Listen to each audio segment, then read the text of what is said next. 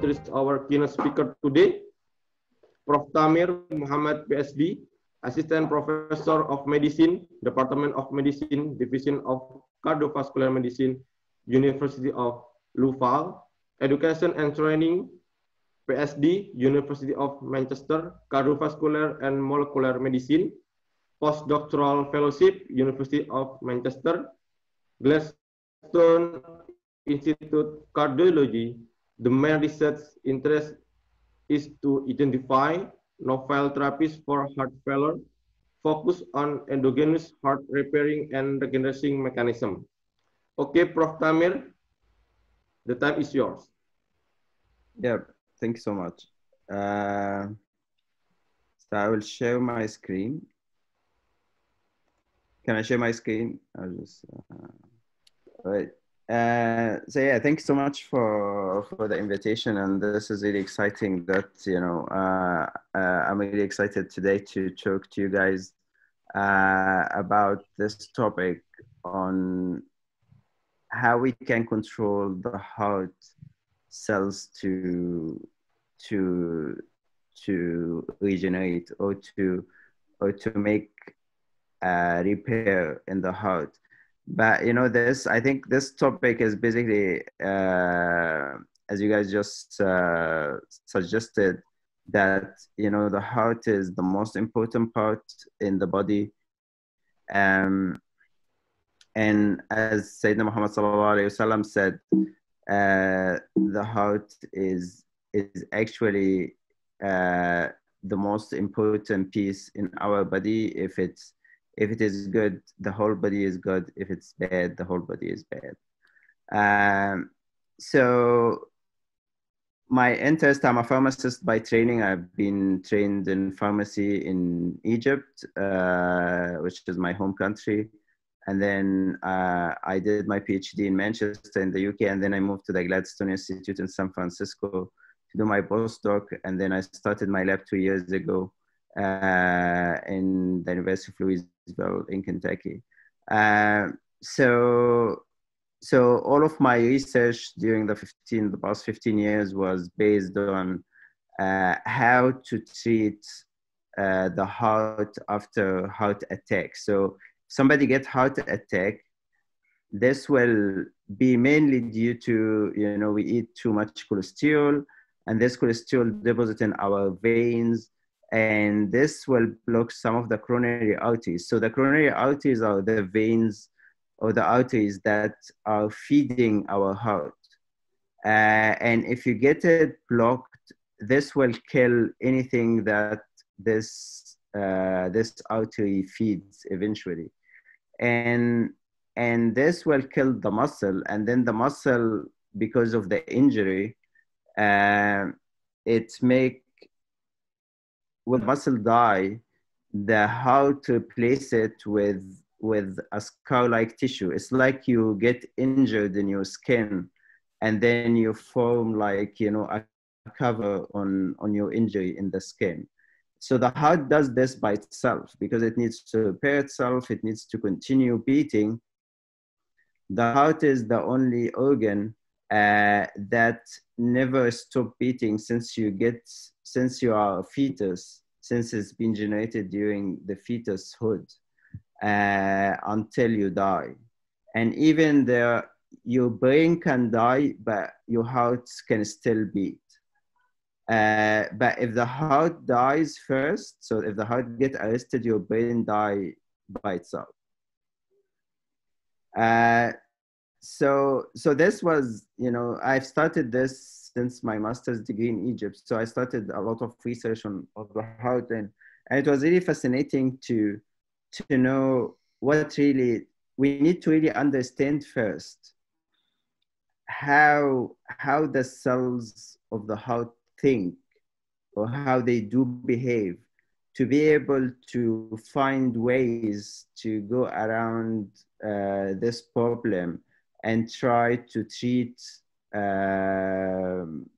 heart failure or heart attack, and basically try to replace this dead tissue by new cardiac muscle. And I will go through the story with you. It's I think it's pretty interesting. So, you know, after several years of research, so this not only my research, this is, you know, this is about the past 30 years since 1980s or 1990s. And the field of cardiology is trying to understand how the heart cells or the cardiac muscle cells are behaving during different developmental stages. So what we found was that in the fetal heart, so in the fetal stage, the heart cells or the cardiomyocyte cells or the, you know, the muscle cells itself, they can proliferate and they can regenerate themselves. So if the cells die, like, you know, like what happens in the adults, the other cells can replace the dead cells and they can heal by themselves and they form intact heart again. So it's like you get injury in your skin, and then after a few days you make a scar, and after a few days your normal skin cells, you know, replace them. So this only happens in the fetal stage, and it stays to happen in the neonatal stage in the first few weeks of or after birth.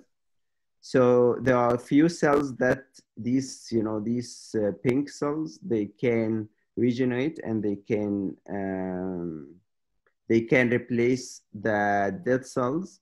But in adulthood, once you pass this stage of neonatal, in adulthood, all the cells become locked to only doing this contraction or beating, doing the function of beating, and they never proliferate again.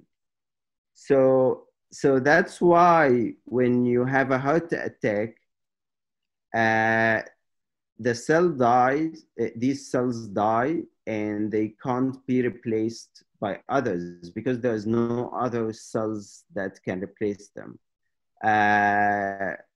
So to understand why all of this happened, because the solution eventually is, can we go back in development? So can we make these adult cells in the people, in the old people that they get heart attack, and can we make them like these cells, like being fetal again, so they can actually proliferate and regenerate and fix the heart, like the injury in your skin that can be fixed or not?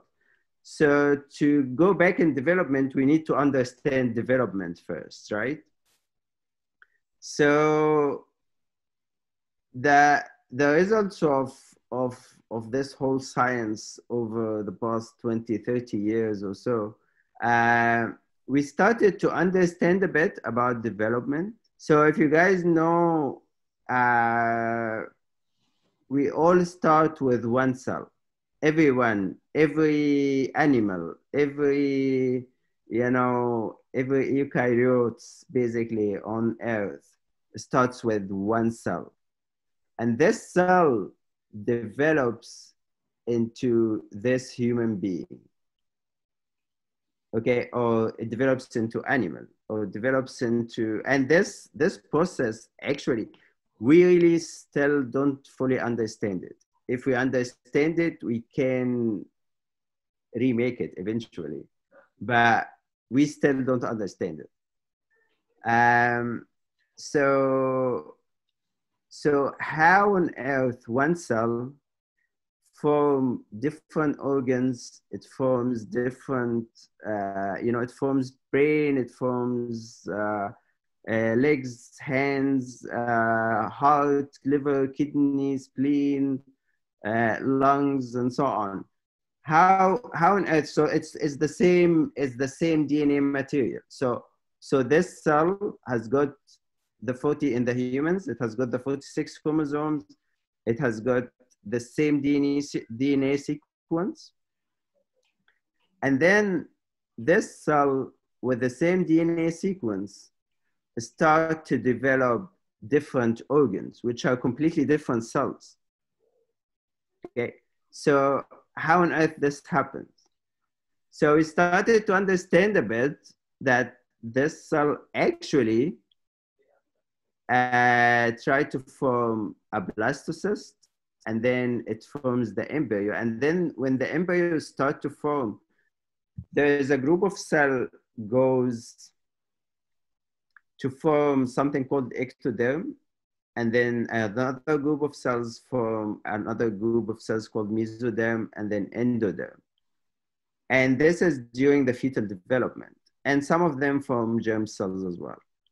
So the ectoderm specialized lineage could form skin, neurons, and the pigment cells. So it forms basically your skin and neurons.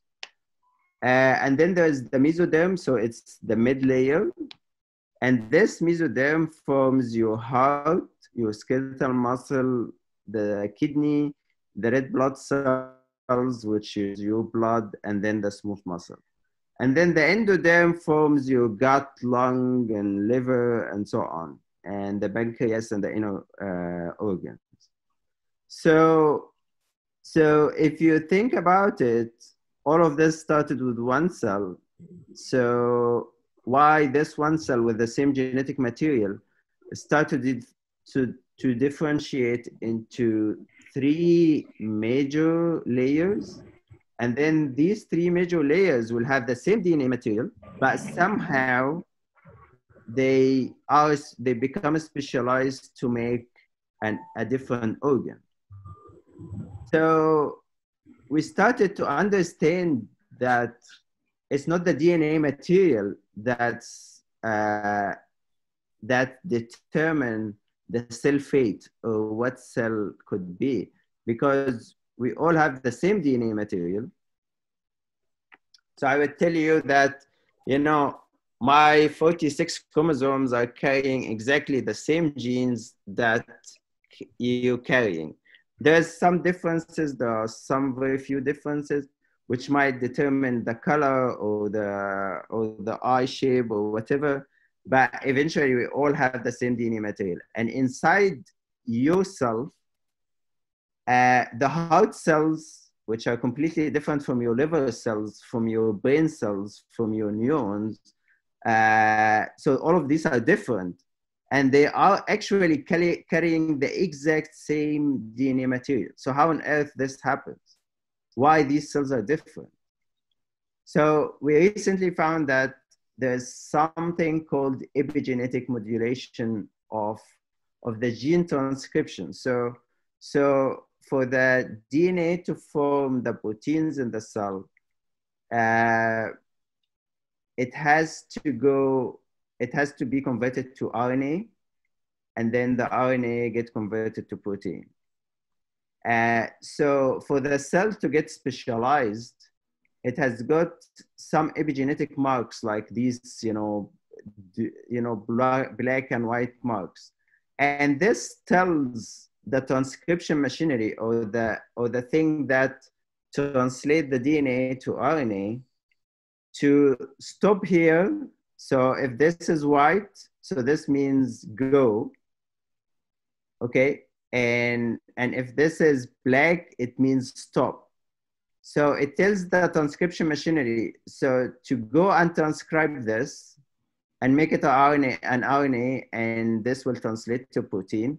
And usually if it is a cardiac cell, it will make the transcription only for the cardiac genes. And it will stop everything else. So it will stop all the DNA that's specialized to make a liver cell, for example. Okay? So there is the stop and go marks. We found that there are stop and go marks on our DNA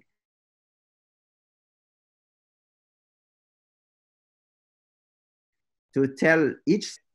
So this actually led to a lot of playing around with the cell fate. So this led to something called induced pluripotent stem cell.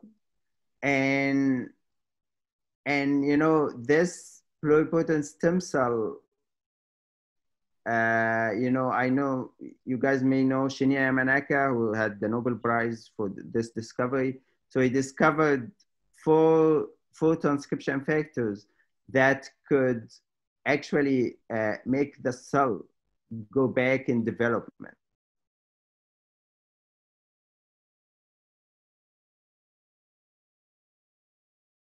So make you, which is called the naive pluripotent stem cell.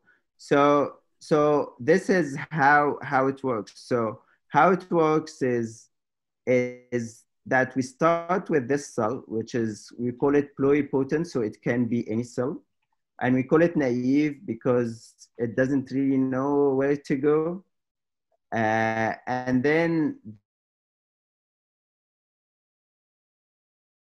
this naive cell tick marks, so it starts to, you know, to get ready to become something. And then this prime cell can go into endoderm, ectoderm, or mesoderm. And then this endoderm or ectoderm can go into the final product, which is for the mesoderm, for example, it's either a cardiac cell or skeletal muscle or a blood cell or whatever. Okay, so this discovery have led to this pluripotent stem cell approach, where we can convert skin cells, so we can take cells from your skin and then convert it back into this pluripotent state. And then we can differentiate it again. We can make it a cardiomyocyte, we can make it a liver cell, we can make it a pancreatic cell, we can make it any cell, okay? And this led to a new approach in regenerative medicine. But there's another other cool approach which we've worked on, which is this approach. We don't have to go all the way back and then go back again to make a different cell. But what we could do is to directly convert terminally differentiated cells. So we can convert your skin cell into a cardiomyocyte without going back in development like this. And this is called direct reprogramming, okay? Which is, you know, this arrow basically is indicating. There's indirect reprogramming, where you go to this pluripotent stem cell and then go back again. But, you know, we worked on this direct reprogramming, and we worked on it in the heart, because we wanted, so if you remember what I told you in the first slide, what we found is that when heart attack happen, the heart cells, or we call it cardiomyocytes, they are dying, and they've been replaced by a scar tissue. And the scar tissue, the main cells in this scar tissue, is called fibroblasts. So we have used this approach to convert these fibroblasts there are too many of them in this scar tissue, using some transcription factors which are coming from our understanding of how the cardiomyocyte get developed, how the cardiomyocyte cell get developed. We identified 3 transcription factors which could actually convert these fibroblasts, trick them, and make them a cardiomyocyte. So this will improve the cardiac function eventually, because you are adding some cardiomyocyte into it. And this approach called direct cardiac reprogramming, and we have published a lot of papers on it. And recently it has been, you know, we've established a company now, and this approach is going into clinical trial. And they are so far very successful in doing all the preclinical work on it. So hopefully this will become therapeutic for heart failure soon, inshallah. But recently we developed as well, from our understanding of this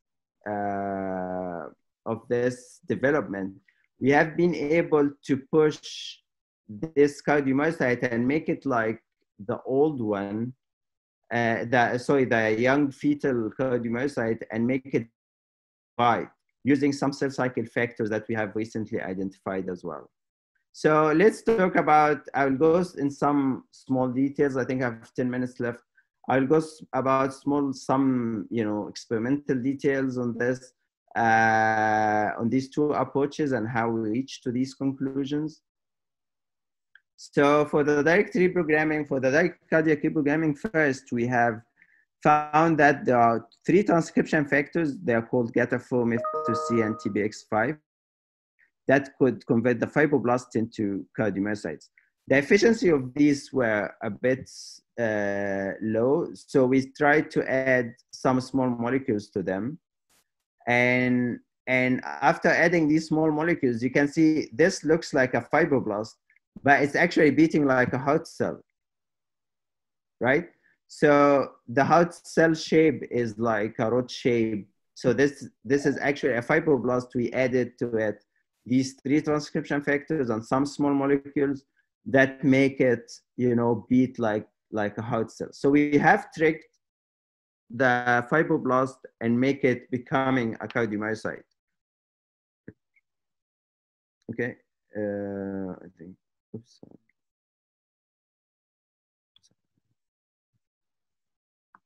Okay, and then when we inject this in the mouse heart, we can see, so these are very complicated experiments. I'm not gonna go through it, but the green cells are actually were fibroblasts. So we label the fibroblast by green fluorescence.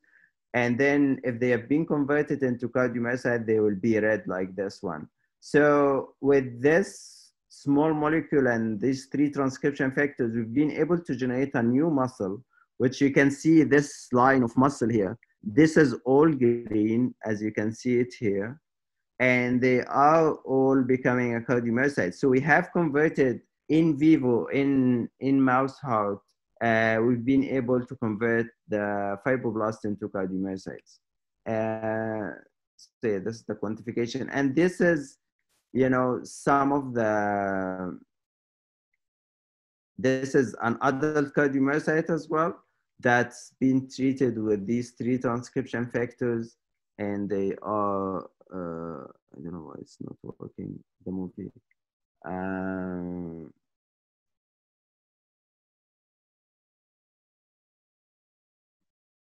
yeah, here you go.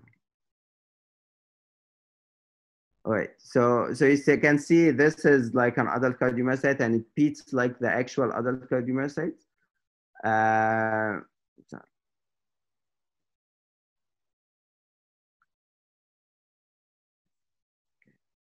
And then when we treat these animals, they have improved cardiac function as well compared to the control with these transcription factors, due to we have regenerated the heart and we added some new cardiomyocytes into the heart.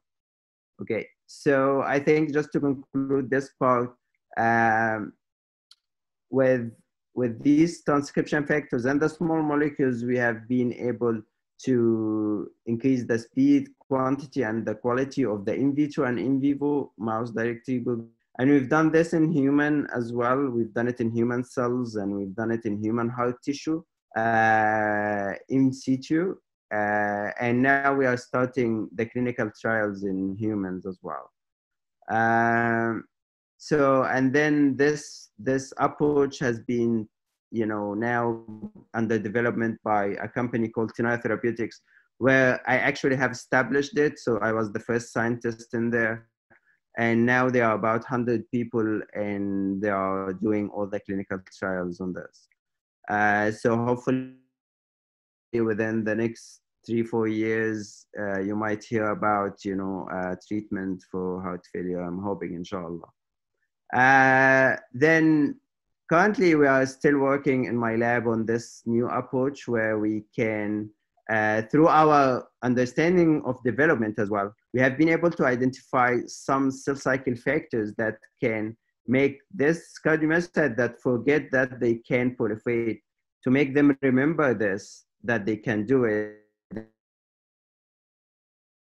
they can proliferate again.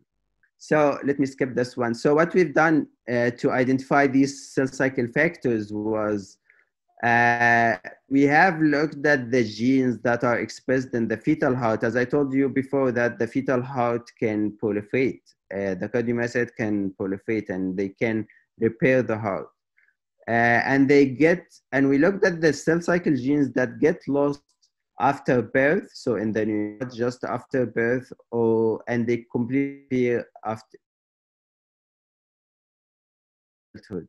And we have identified about 30 genes that are highly, as you can see in red, they are very highly expressed in the fetal heart and they get lost after birth. So we screened these 30 genes and we did some combinations and so on. And we ended up by finding that CDK4 cyclin D and CDK1 and cyclin B, so these are 4 cell cycle factors, they were able to make the cardiomyocyte proliferate again. And and we published this in Cell, and we have the cover as well for Cell, which was really exciting to have the cover for Cell. So, this is just to show you that we can, in human iPS-derived cardiomyocytes, so in human cells of cardiomyocytes, we've been able to induce cell cycle markers. It's called, this EDU. The green dots means these are cycling cardiomyocytes. And you can see here, we can induce really in many of the cells. So we induce it in about 20% of the cells. And as you can see from these pictures, we've done as well tracing in vivo, where we can track the fate of the cardiomyocyte. And we have been, so the green or the red cells are actually new daughter cells of cardiomyocytes. And we've been able to identify these cells as well. And we have been able to generate new muscles. So if you see how the control heart looks like after injury, so these are mice heart, where the control heart, you can see the scar in blue. So this is, you see how much damage has happened into this. But when we inject these 4 cell cycle factors, we actually produce a lot of muscle around, in the healthy area. And this actually squeezed the scar. So the scar is still there, but it's been squeezed like what you see here. And this actually improved the function. The function actually goes almost back to normal. It's not to normal yet, but I think there's still room of improvement, but it's going really well back there. So what's really interesting and exciting is that these 4 cell cycle factors are not only specific for the heart cells. So we have tested these in neurons. So that's probably interesting for the neurosurgeons as well, that these 4 cell cycle factors can induce proliferation in the neurons. And this is a time-lapse images taken from the same neuron. So this neuron becoming 2, and then it starts to divide and they becoming 4, and this 4 becoming 6, and so on. And this is just a quantification of all the experiments that we've done. We've tested this in pancreatic cells as well. And the green dots that you can't see in the control, there's no green dots in the control at all. But when you treat with the 4F, you can see green dots. And this green dots is an indication of division. So it's an EDU incorporation. So this is, and you can see here, this pancreatic islet where the red is staining the insulin. So this tells you these are pancreatic cells. And the green is the EDU, which is an indication of the proliferation marker. This will tell you that this cell is actually a daughter cell or have divided. So these 4 cell cycle factors as well are effective in inducing proliferation in pancreatic cells, which might be good for diabetes as well, because if you are if you need more insulin, you can actually, if you have more pancreatic cells, you will get more insulin as well. So just as a summarize, these 4 cell cycle factors, we have found them, can induce the proliferation of cardiomyocytes. We've done some mechanistic studies as well, but I don't think this is the context of this talk. So at the end, I would like to thank the team in Therapeutics. So these guys have done a lot of the work that I've mentioned, and my lab as well, where, you know, this lady is actually from Sri Lanka, and she's studying medical school in Saudi Arabia, but she's originally from Sri Lanka. So it's very it's a new neighborhood. So yeah, and I would like to thank the AHA and the NIH for funding as well. And thank you so much. And I'm happy to take questions and start the discussion. Thank you, Prof. Tamir. Prof. Tamir has explained to us where our organ and heart come from. All of us start from the one cell and become a specialized and become any organ. And it have a different function and it have a characteristic. Okay, we will start the polling question.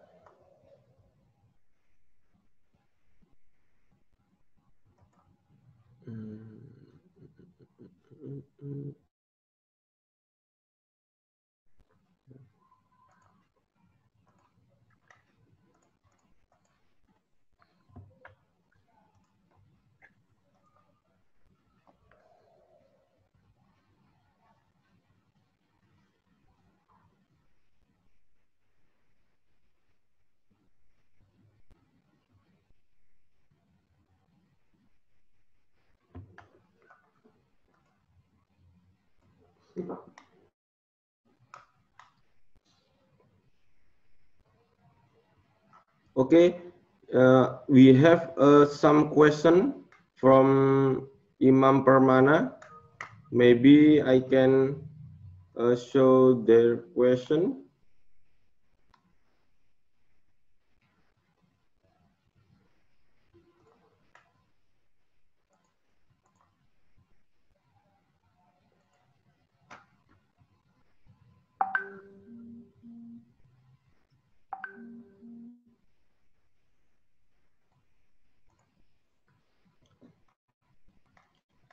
From Imam Permana.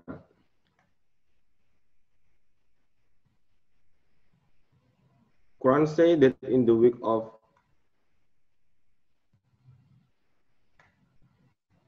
human was given life, and I'm not a mistake. I hope correct to develop X of fetus if we consider heart in central organ.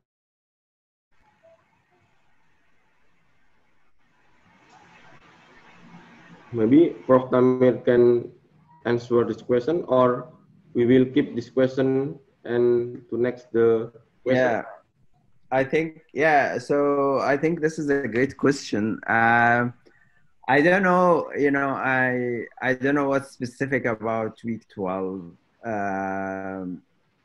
The heart develop, you know, within week 6 or 7, and the brain as well develop about week 8 or 9. So yeah, I'm not sure really what's specific about this.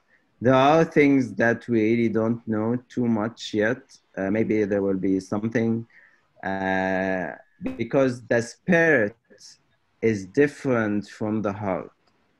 So we don't know what the spirit is, or a ruh, you know.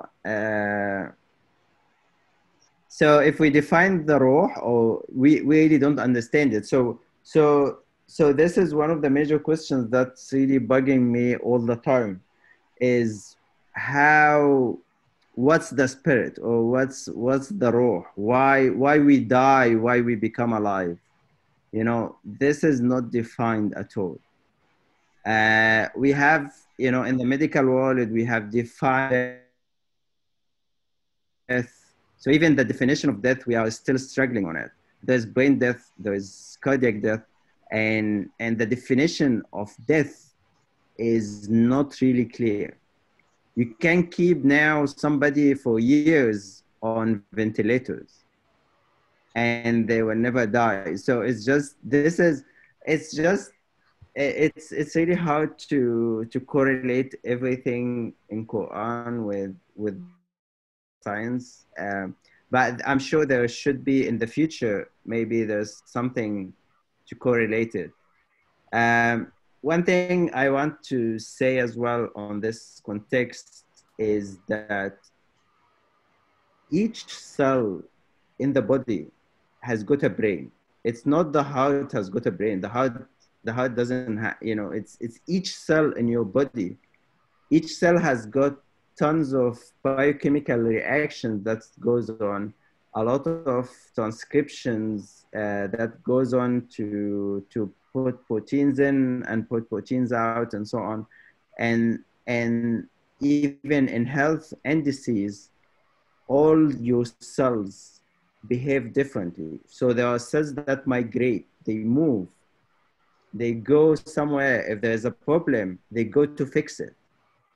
So the way that I simplified after heart attack, how the scar forms, this is a whole science behind it. So the formation of the scar after this heart attack, it requires migration of macrophages and all immune cells and fibroblasts and so on. And they come from everywhere in the body. So they come from your bone marrow to fix your heart. So if there's a problem in your heart, your bone marrow responds to it. So there is actually, and each cell transform and change itself. So the macrophages actually, it change its formation and all of her transcription, it changes if it moves from the bone marrow to fix something over there. And you know, your body respond to infections. This is a completely different story as well. So each cell has got its own brain, and what's this brain, or what's controlling the whole cell biology, really don't know it. We thought in the beginning it's the transcription factors, but eventually that's not right. The transcription factors are the hand that does the job, but it's not the brain. So there's something that dictates the transcription factor to do what it should do, but they are actually not the brain that tells them. So we are still figuring out, we need to figure out what controls each cell first, and then this would dictate what, you know, what's the overall brain. And this could lead to understand a bit what's the spirit, because the spirit or the ruh or the life that we have is eventually is the dictation of all of these biological processes that's going on. Does this answer your question? I think it's enough. We had clear answer from the Prof. Tamir. And now we start a polling question. Host, can you show the question polling?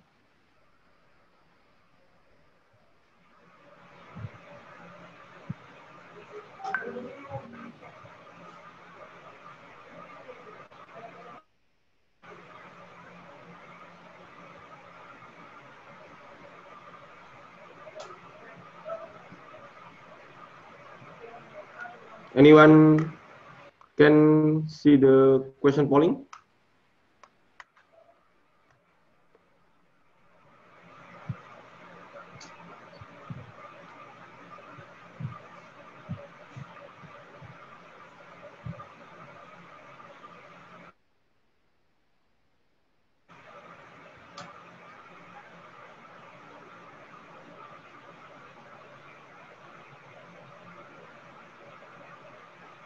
Prof. Tamir, can you see the question polling? Yeah, I can. Yeah. Do I need to do anything about it?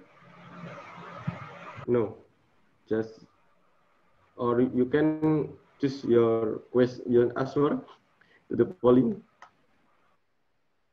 I don't have the option to do so. Yeah, you cannot, because you is setting as co-host, so you cannot answer the question. It's just for the member of meeting. Oh, I see.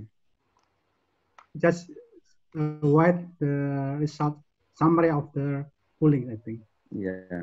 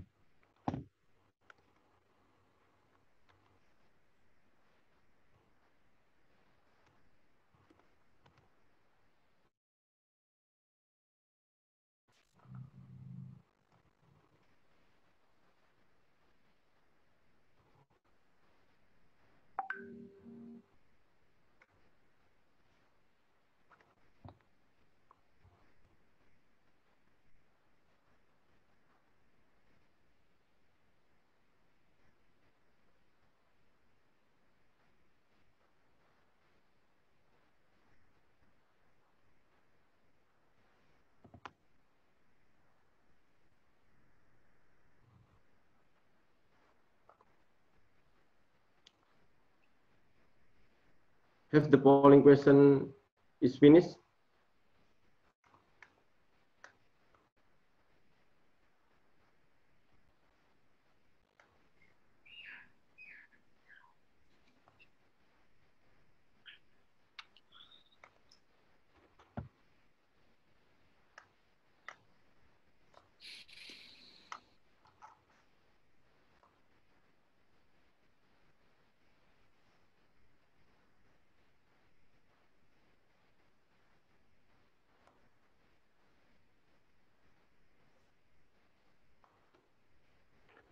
Okay, we will next to be our discussion.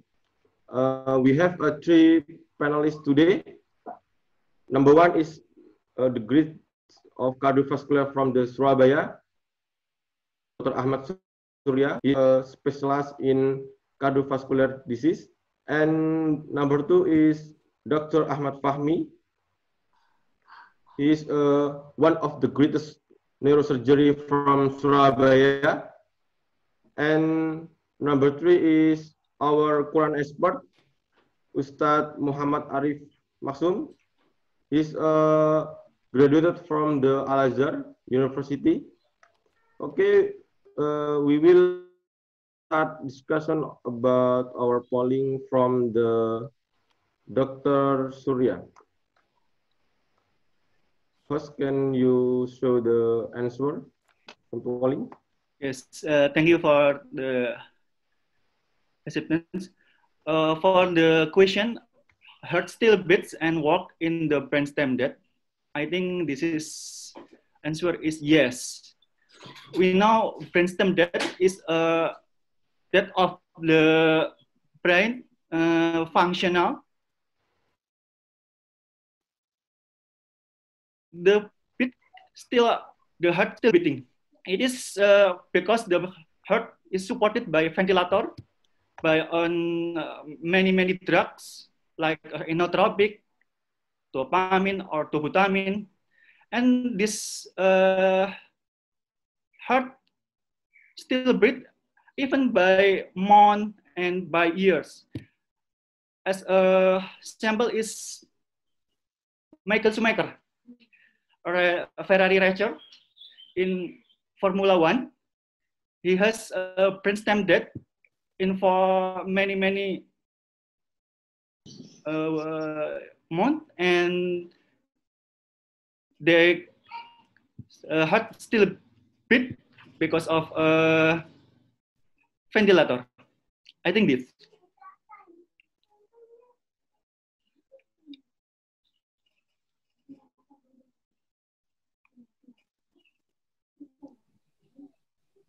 Your sound still mute, Dr. Muzakir. Please unmute first. Okay. Untuk Dr. Fahmi, can you give your opinion about our question number 1? Yes, of course.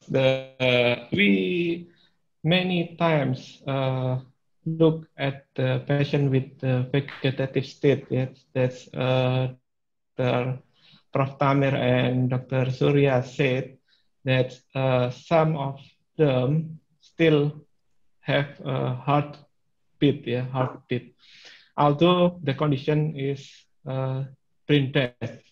No reflex, no the GCS is 111 S3, but the heart still beat. As we know that we have the connection, I think, between the brain and the heart. Some of the heart movement influenced by brain. Maybe Prof. Tamir and Dr. Surya can explain. As I know that if we are happy, if we have emotion, if we are depressed, the heartbeat will be different and increase. That's why the heart movement sometimes controlled by the brain. In my question, how about is the heart have individual mechanism to control the heartbeat? As we know that if we have emotion or we have happy, the heart will be increased. The beat of the heart. What's your opinion, Prof? Dr. Surya. So yeah, I think I would start probably. So yeah, I think this is a great question. So the heart, the normal beating of the heart is controlled by the sinoatrial node and the AV node, and this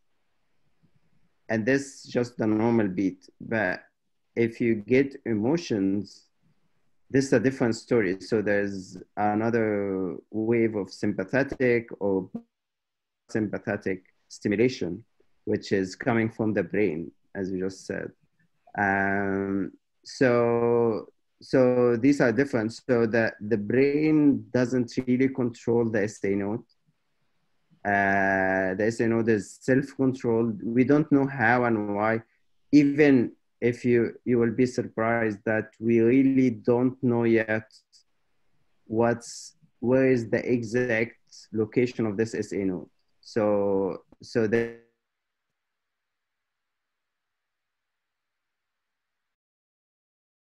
simple research, but mapping it according to the electrophysiology characteristics of the cells. But we couldn't really identify exactly what it is and how it is. And and this SA node is the thing that beats by itself. And this what's distinguished in the brain dead donor. This what keeps the heart going. So yeah, maybe the spirit in these cells, I don't know where this is a possibility, but it's something far from having any proof on it. Maybe I have some question for Dr. Ahmad Surya related number 1 question. If heart function is still remaining, does heart will take control of whole body function? Is heart still? Is heart still is heart still function remaining and our brainstem is dead, does heart will take control our whole body function?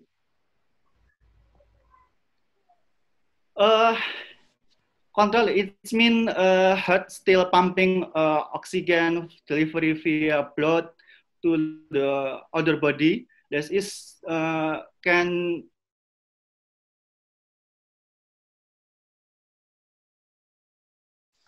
make other body can still have life, but I directly control from other that I don't know. But if the heart is still pumping, it can be blood delivery to other organ, and this oxygenation is have two organ, and this still make life in the organ. Okay. Can I add, Dr. Surya? Yes. Maybe Dr. Surya explain that the cardiac still pump the blood all over the body. Yeah, like that, Dr. Surya. Yeah. Yes. But the movement is still, I think, it's still controlled by the brain. If the brain is already dead and the cardiac still pump the blood all over the body, the perfusion will be good, and there is no cyanosis in the periphery, but the patient still cannot move during the vegetative state or brain death. But like Dr. Surya and Prof. Tamir said, that the last function of the life, I think it will be the heart. That's why if the condition of the patient already brain dead, we cannot see the reflex, we cannot see the movement, we just see the heartbeat. Yeah, maybe like that, Dr. Surya, maybe. Yeah. Yes. What do you think, Dr. Surya? Yeah. Yes, I think because heart is have automatic system. Yes, as a node can be beating automaticity and given to translate to IV node and translate to muscle of the heart.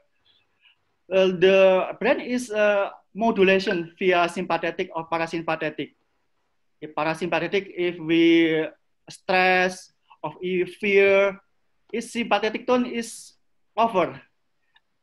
Then in as a node, there is a more epinephrine that make as a node is beat faster and beat more strong in our muscle. And if we happy, if we relax, the tone parasympathetic is more, and the SA node is beating slower. This is a function of the autonomous nervous system in brain and the heart. But in the past year, we can find some research that there is another system in the cardiac, then escape automated system. The cardiac have an intrinsic nervous system that is maybe new for our and for the medical student, and is just never of or still a few in the listen of the universe.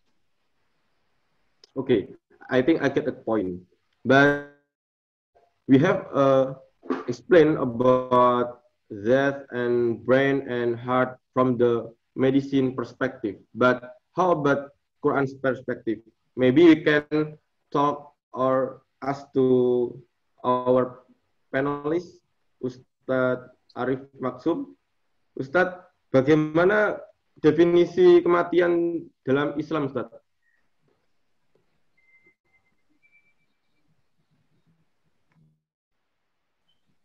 Maaf, suaranya boleh di-unmute, Ustaz?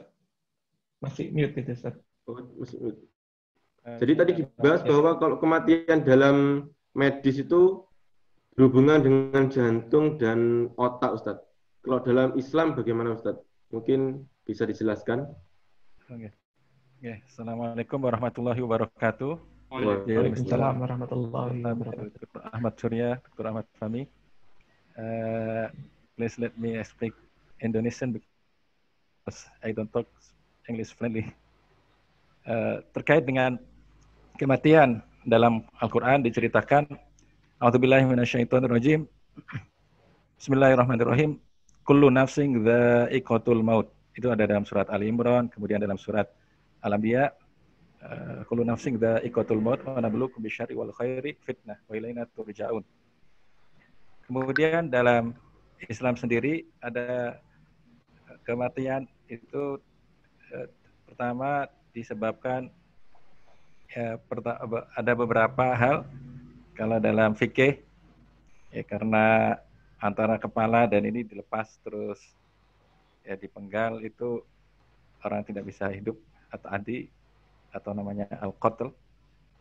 Kemudian dari situ dan setiap orang aturan dari Allah Subhanahu wa taala itu akan merasakan kematian. Sampai seperti Nabi Isa yang diangkat oleh Allah Subhanahu wa taala, wa innahu la ilmul lisati fala tamtaruna bihi wattabi'un. Jadi wa qatalu wa masalabu wala tubiha lahum. Itu nanti di akhir zaman akan diturunkan. Ada beberapa organ yang sangat sensitif. Kalau akal atau kalau otak sendiri itu mengalami error, itu ada dispensasi dalam Islam sehingga dia boleh tidak, katakanlah tidak sholat, atau dikatakan dalam fikih itu majnun, ya gila. Jadi beberapa pelakuannya itu tidak dihitung dosa istilahnya. Jadi dia ma'fu, dia dimaafkan tidak sholat. Orang-orang yang gila karena akalnya ada masalah. Ini di dalam Islam, ya, al-Islam al-bulugh wal aql, itu ada dispensasi dalam mengerjakan kewajiban-kewajiban seperti tidak puasa bagi orang yang gila.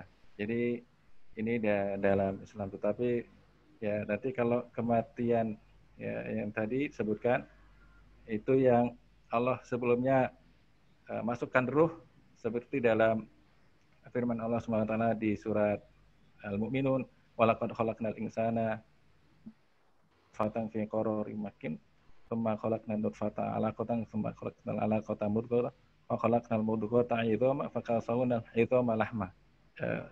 Kemudian di hadis dirincikan, inna ahadakum yujma' khalquhu fi batni ummihi na yawman nutfatan fa yakunu 'alaqatan mithla dzalik thumma aqata 'ala mudghatan mithla dzalik wa yursal thumma yursal ilaihil malak. Itu setelah 120 hari Allah utus malaikat dan mulai ditiupkan ruh, semua rezekinya dan rezeki dan kehidupannya baik gembira, dan itu sudah diatur di situ. Itu dalam Islam. Wallahu a'lam. Terima kasih, Ustaz. Thank you for explanation.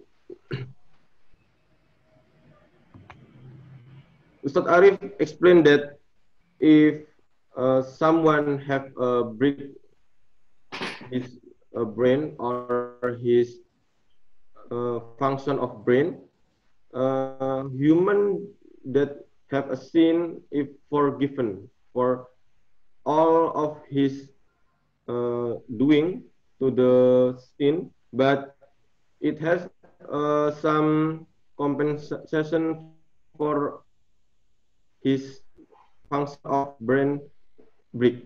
So we can next to the question from the polling. Second question, please. Host can show up the second question?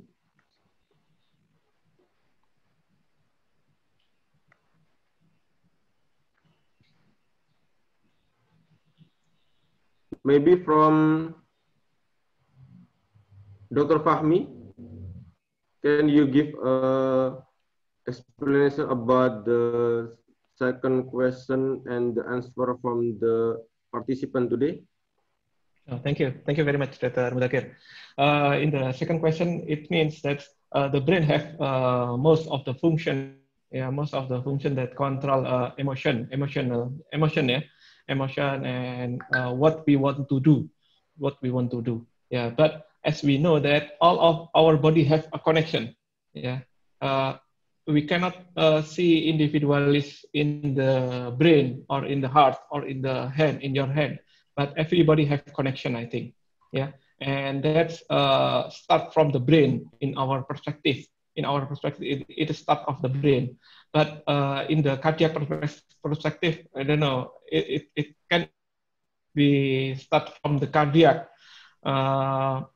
like the Dr. Supangat said yesterday that cardiac have a mini brain in there, and Prof. Tamir said that every cell have their own brain, But I think that's most of the control, it is especially for the emotional, is from the brain. That brain have amygdala and limbic system. Limbic system that if we see something, the impulse will be go to the cortex and to the limbic system, especially the amygdala to the hypophysis, and the hypophysis give the like hormonal, and the amygdala to the lateral cord of the spine, and go to paracervical ganglion, and go to the heart as a sympathetic nerve that can influence, not control, but influence the heart movement. I think the most of the control, it is by the brain about the emotional. Can I ask Ustadz Arif, Dr. Mudakir? Yes. Okay, Ustadz Arif explanation is very interesting. It's interesting too. Is my opinion. I have a question for Ustadz Arif. During the death, we know that some people have a brain death, but the heart is still beats. How about the ruh? The ruh, when we call it death and the ruh is already gone from the body, it is in the brain death time, or it is in cardiac pit stop, cardiac arrest, like that. When the time, mungkin pertanyaan saya ini, Ustadz Arif. Kalau kita melihat orang itu meninggal, itu kalau misalnya ada brain death, kan ada otaknya sudah tidak berfungsi. Kadang-kadang denyut jantungnya itu masih berdenyut. Nah, orang itu dikatakan meninggal atau ruhnya itu sudah tidak ada itu pada saat otaknya sudah tidak berfungsi sama sekali, atau pada waktu nunggu sampai denyut jantungnya berhenti baru dikatakan ruhnya itu tidak ada. Oke, Dr. Mudakir. Silakan. Maybe all of the panelists or speaker can have opinion. Prof. Tamir, Dr. Surya, and Ustadz. Please.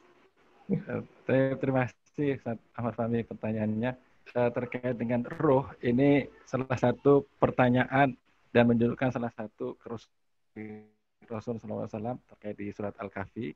Jadi ketika mereka dengan Nabi Muhammad sangat terusik, terus akhirnya mereka pergi ke Yahudi, akhirnya Yahudi ngasih opsi atau suruh menanyakan 3 tentang surat tentang kisah Ashabul Kahfi, kemudian tentang Zulkarnain, dan satunya tentang ruh. Sampai turun satu surat, termasuk surat Makkiyah yang terakhir sebelum hijrah, surat Al-Kahfi. Dan situ Allah jelaskan tentang ruh, dan juga ada di surat Al-A'raf. Di surat Al-A'raf disanakan Wa yas'alunaka 'anil qulir ruhu min amri rabbi wa ma utitu minal ilmi illa qalila. Ya, dalam bahasa Arab kalau kaidah apa namanya? Wa yas'alunaka 'anir ruh.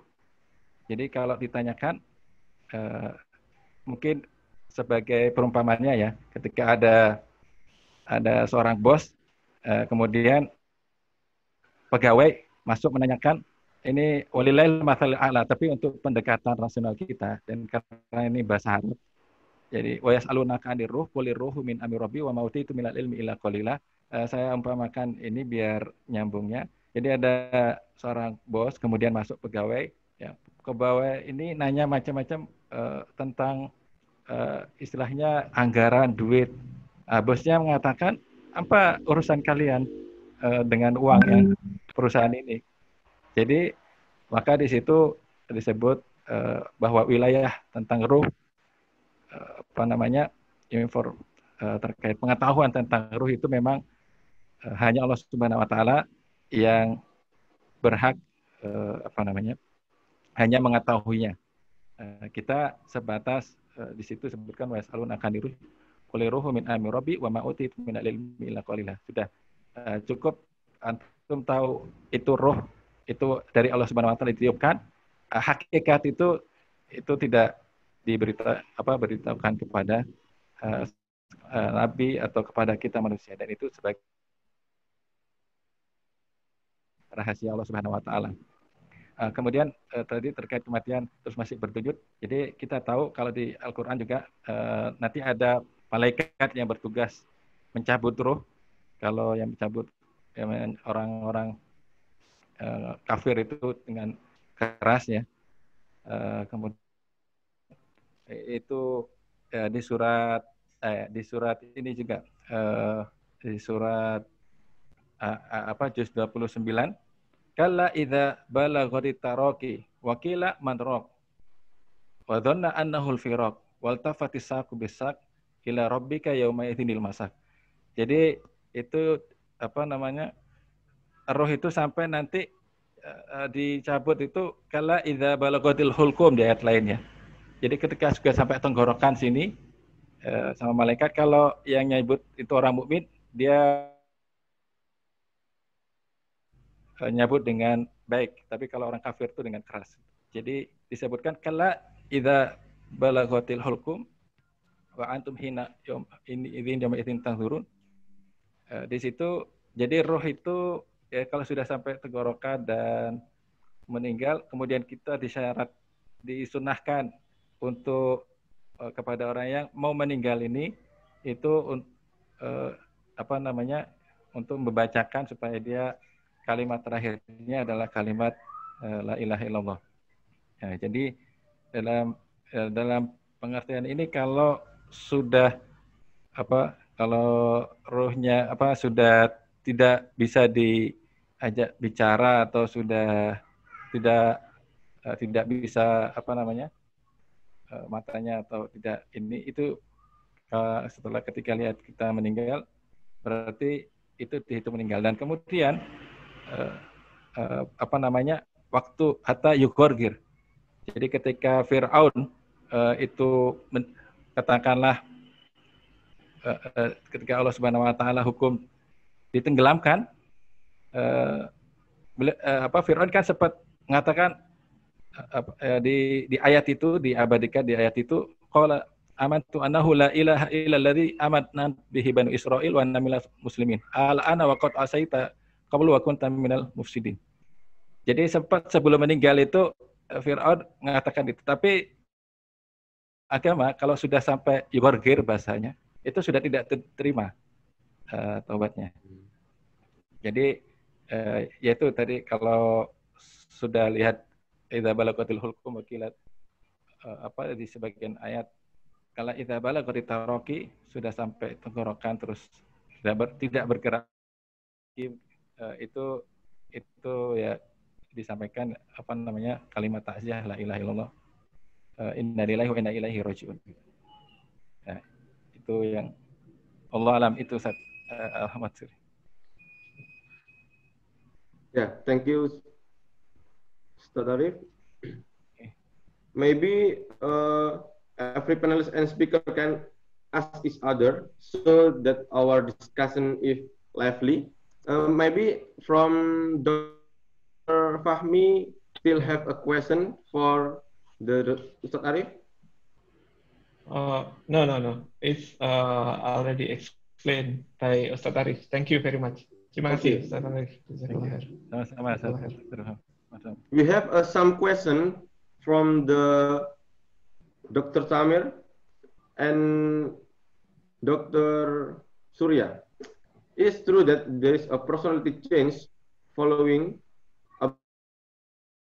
if we have a heart transplantation, which have reported that if we have a heart transplantation, someone is having a change or their personality. How about it? Maybe start from Prof. Tamir. Sorry, can you say the question again? The question after heart transplantation, what happens? If someone have a heart transplantation, the patient who receive a heart transplantation, they lost her sense of love, of warmth to their family, and they have changed their personality. Would you have heard it before? I'm not sure if there's a research on this. I don't know. I'm not sure if this is true or not, because I think most of the emotion actually comes from the brain. We feel it in the heart because of adrenaline. It's just the adrenaline, but all the emotion and thinking comes from the brain. The heart is just the organ that pumps the blood around the body. We feel it fluttering during love, and these things is just because of the adrenaline that's been released from the kidney eventually, and through the sympathetic nervous system that that comes eventually from the brain. So it's just a complicated process. It doesn't mean that because your heart gets fluttered when you see somebody you love or something like this, this means that it's the organ that's expressing emotion. It's probably the one that's expressing emotion, but it's not really where the emotion comes from. I think it comes more from the brain.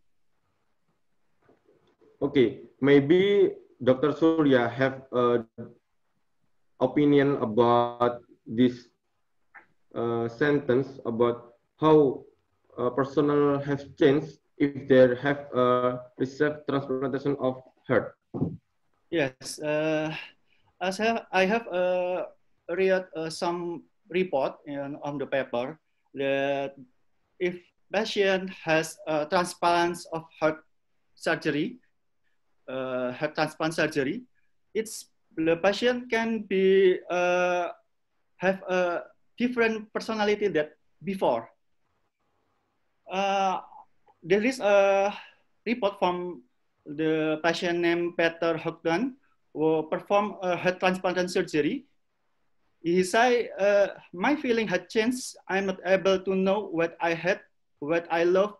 Even I don't have feeling toward my grandchild. And the older person is they never drink alcohol, they never use tobacco. But after heart transplant surgery, he wants to drink alcohol. He wants to smoke tobacco. Some people says that there is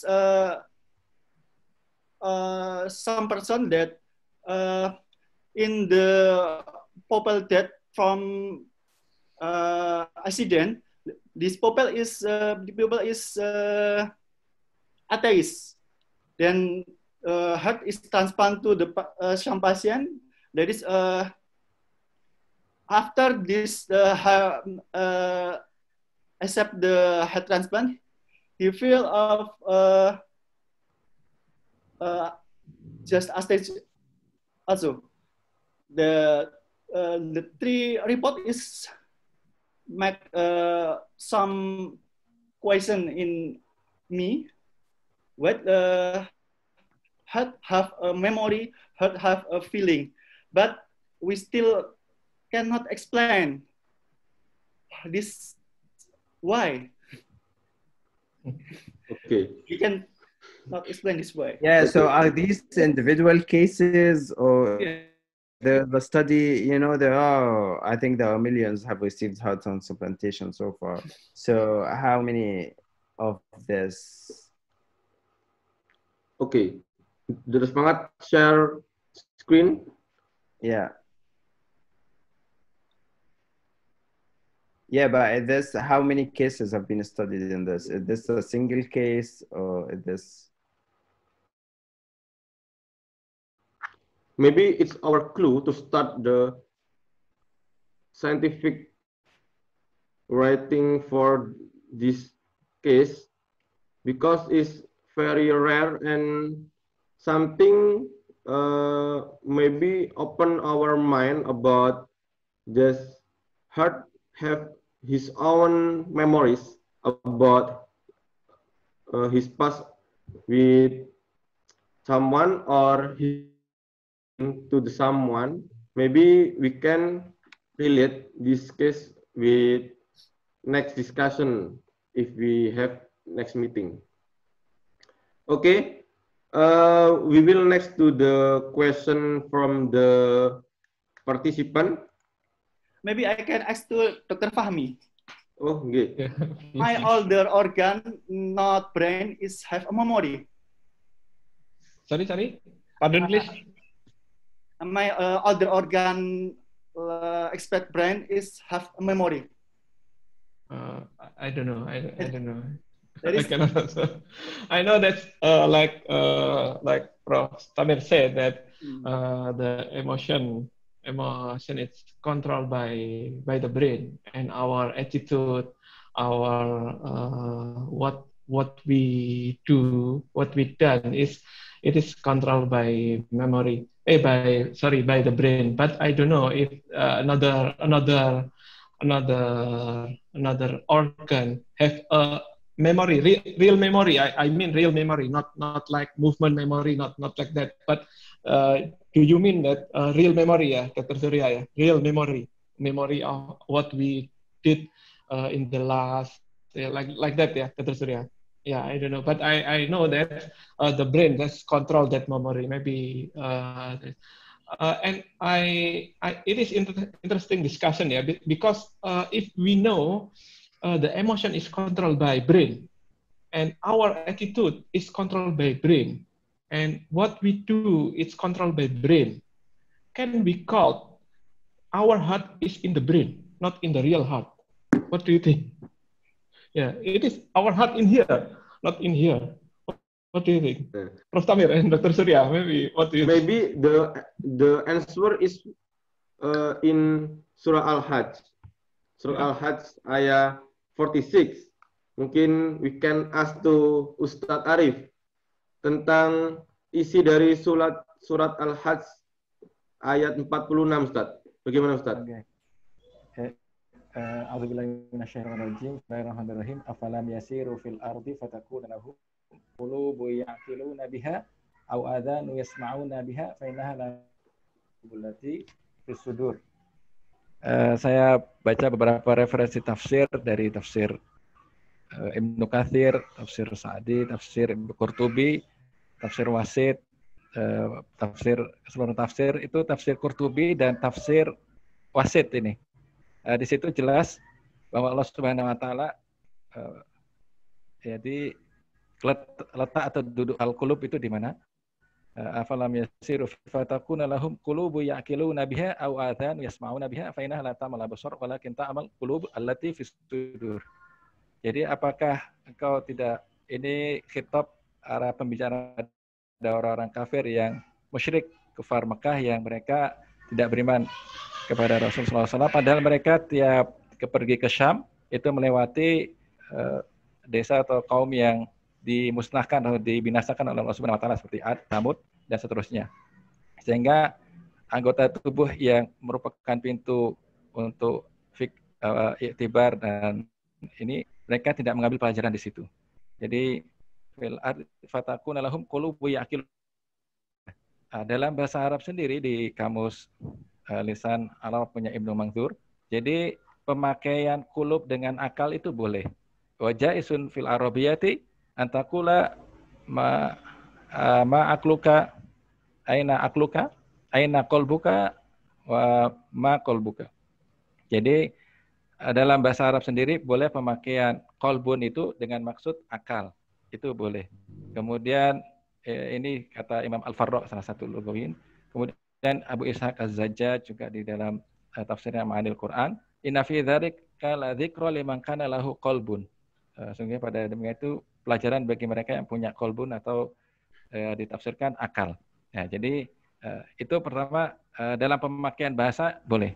Tapi di sini seperti Imam Qurtubi itu mengatakan bahwa akal itu letaknya di qalbun, di hati, dan saya Tontowi sendiri mengatakan Allah Subhanahu wa taala beritahukan pada kita bahwa bagaimana hati letak itu ada di sudur, di dada. Dan kalau kita korelasikan kaitkan dengan hadis ya, at-taqwa hahuna. Jadi takwa itu di dada, wa yushiru ila sadri thalatha marrat, mengisyaratkan ke dadanya.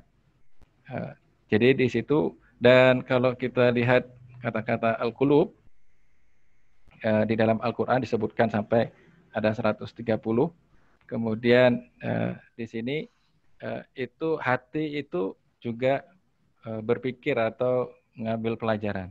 Jadi hati di situ kalau di dalam Al-Qur'an banyak sekali keterangan fungsi dari hati itu hampir mirip hampir keseluruhan manusia, yang beda dengan anggota tubuh lain seperti as-sama. As-sama ini pendengaran, itu fungsinya cuma hanya mendengar. Dan kata Imam Qurtubi juga di ayat inilah disebutkan mana tempatnya pendengaran dan mana tempatnya al-qalb, hati itu, dan fungsi-fungsinya di sini. Kemudian sempat disampaikan ketika Ibnu Maktum mendengar mangkana fi hadhi a'ma fa huwa fil akhirati a'ma wa dulu sabila. Barang siapa yang di dunia ini orang yang mengingkari majas, ketika disebutkan dengan itu akhirnya mereka tidak bisa menjawab. Jadi di Al-Qur'an sendiri ada majas kata kiasan dan ada hakikat, ada majas gitu. Ketika Ibnu Maktum ada ayat itu, barang siapa apakah saya yang buta ini nanti di akhirat juga buta? Kalau ditafsirkan tekstual hakikat. Kemudian Nabi fa innaha la ta'mal qulub walakin ta'mal qulubul lati fis sudur.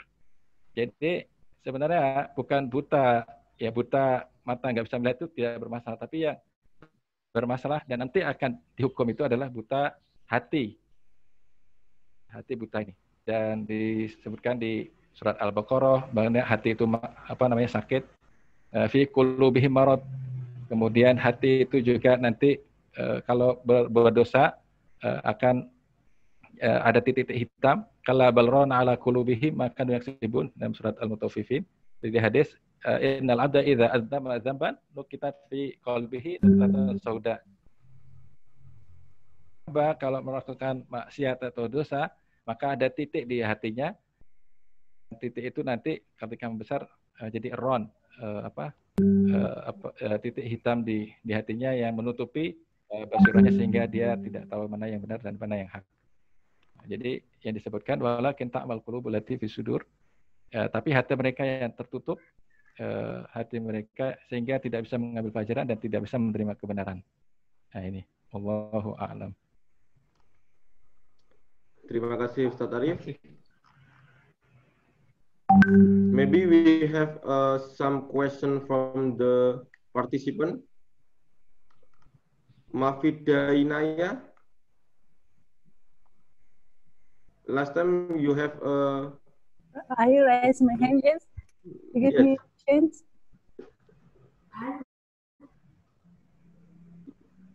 Yes, please. Thank you very much.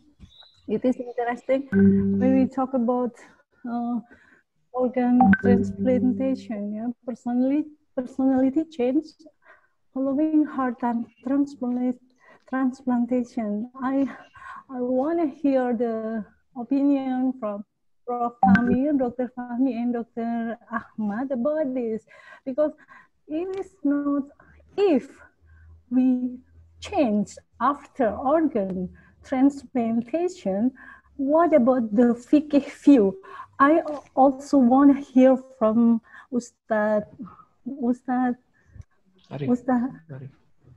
from Ustad, I forget. Ustad Arif. Ustad Arif.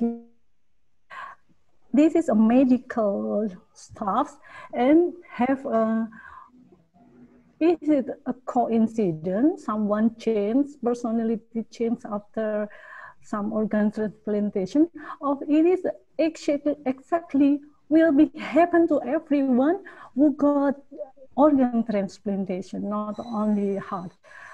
So I want to hear the view from Prof. Tamir, Dr. Fahmi, and Dr. Muzakir. And Ustad Arif, because we have responsibility. In my opinion, how we responsible for something that we have no control about it. If we got transplantation from a bad person, we will change to bad. We follow the habit. We just got a little part of our body, just heart, but how it changed all of our personality. That's my question. I'm so sorry, my English is very bad. Okay, thank you. We have a time limit for our discussion today, so I will choose a panelist for answer your question. Maybe Dr. Surya can explain how about this question from the Mafida Inaya. Yes, if we get somebody get heart transplantation, then maybe he get like a bad habit from the previously person, the organ donor. But I think the patient have a brain that is can make a